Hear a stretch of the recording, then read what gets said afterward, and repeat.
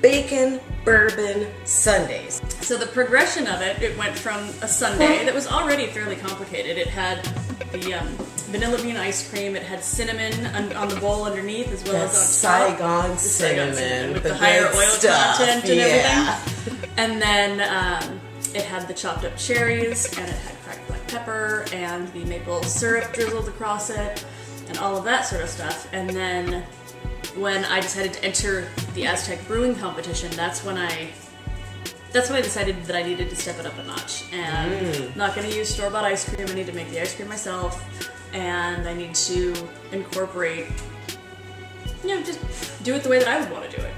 So I was researching and trying to figure out the recipe and the methods that I wanted to use to make the ice cream. So I figured out the recipe for the base, and I wanted to replace some of the butter fat that would normally be in ice cream with bacon fat, so you get some of that smoky bacon flavor through the whole ice cream.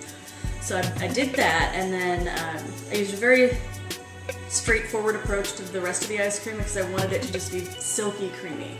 Just a truly decadent texture. So there's some vanilla bean in there, and then there's some cinnamon, but otherwise it's just the bacon vanilla flavor, real solidly creamy. And then the trick is, how do you freeze it and get it that texture to be gorgeous?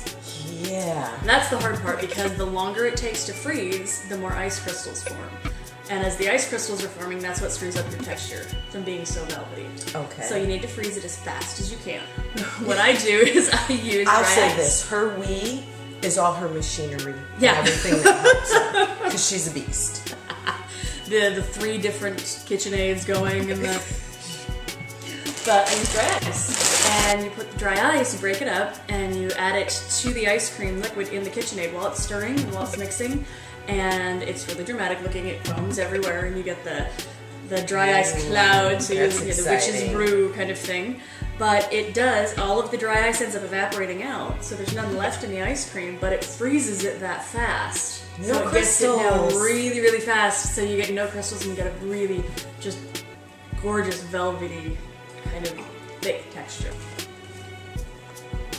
So that's how we got the ice cream perfect. And then after that, the total dish is not just the ice cream. That's just the starting point. So now we have this ice cream, and we have the texture perfect. Inside of the ice cream, as we're freezing it, we add toasted hazelnuts and firecracker toffee bacon. Cool. So you have the bacon, the candied bacon bits that have the cayenne pepper in there to give it some punch, and those little bits are in the velvety smooth ice cream. So this is the candied bacon that is inside the ice cream. Oh my god.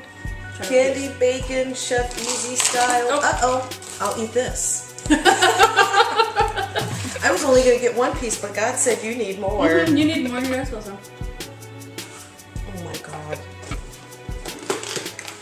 This is the firecracker candied bacon. So that's in the ice cream. And it's not really spicy,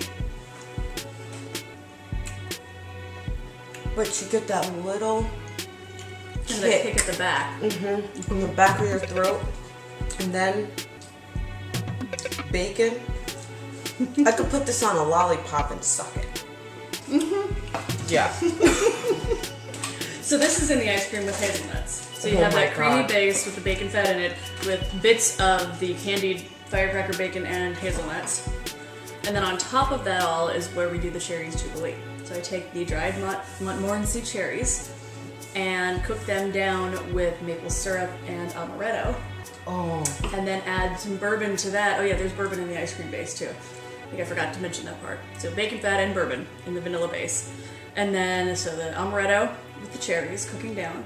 And then we add some bourbon to that, light it on fire, cook that down. But that's the jubilee that gets put on top of it. So that's, and then on top of to top the whole thing off, we have some cracked pink peppercorns, just very lightly sprinkled on the top. And the pink peppercorns are a little more floral than black pepper. They're pink, like, I don't know if you can see this, but these babies, they're pink. Are pink. Pink peppercorn and it's interesting, she mentioned the breast cancer connection, which hadn't even occurred to me. Because she's a breast cancer survivor, I thought, pink peppercorn, breast cancer. No, I just checked it for the flavor. Was a coincidence that the flavor is good and they smell yummy. They're wonderful. They are a little more floral than the black pepper, which I think works with the dish. Gives it a little unexpected Pop. perfected version that is now crowned The number official one dish at number the Aztec one. Brewery Bacon Fest competition. Soon to be number one in the world. Well, number one in the world, I think it's the country, I don't the know what the universe. competition is this weekend, but it's Who cares? We're gonna get this bacon bourbon Sunday. What am I missing in this title? you know it doesn't really have a total working title. It's the Bacon Bourbon Jubilee Sunday. Bacon Bourbon Jubilee Sunday. You heard it here first from the award-winning chef who has a company that's up and coming called Chef Easy. So I'll definitely keep you posted on that because I know you're going to want the recipe for this Sunday. Can't give it to you now. She's dropped some hints. I've taken some pictures to let you see. But once everything is all done, we'll definitely share that recipe with you because Holy shit, you're going to want it. Holy fuck, it's good. I'm not a fan of false modesty. It's good. It's good. It's really good. I love this woman. I want to thank you so much, Courtney. Absolutely.